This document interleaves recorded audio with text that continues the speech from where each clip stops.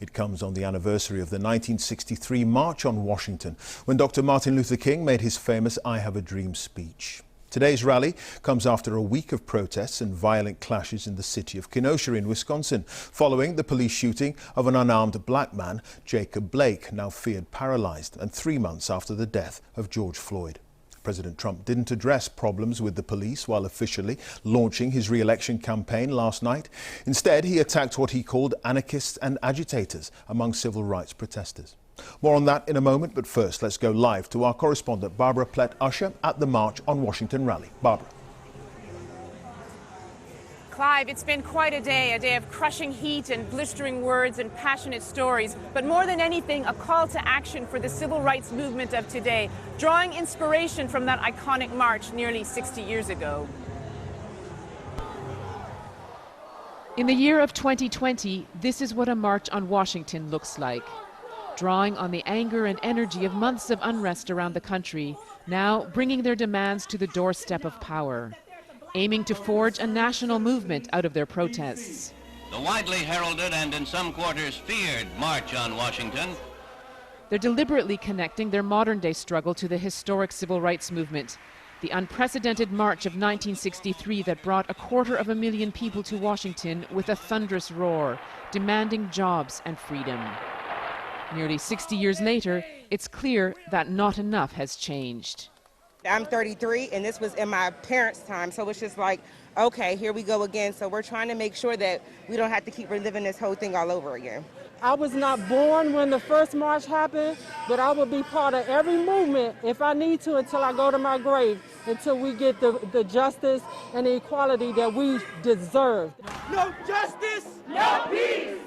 The summer of discontent was fueled by the police killing of a black man, George Floyd. One name in a long list, an explosion of anger that has been building for years. Organizers believe this is the historical moment to push for concrete change. What is this about?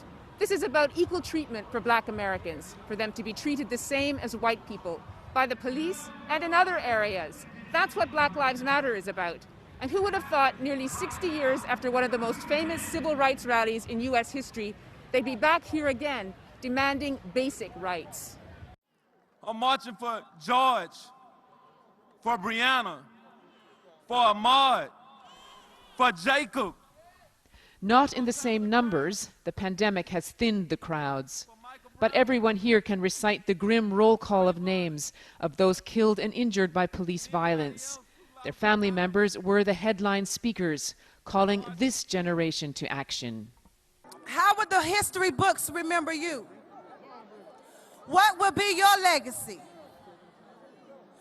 Will your future generations remember you for your complacency, your inaction?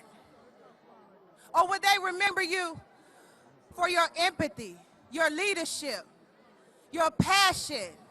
As in 1963, the march is pushing for national legislation to reform how America is policed and to protect their voting rights, building on hard-won victories of the past.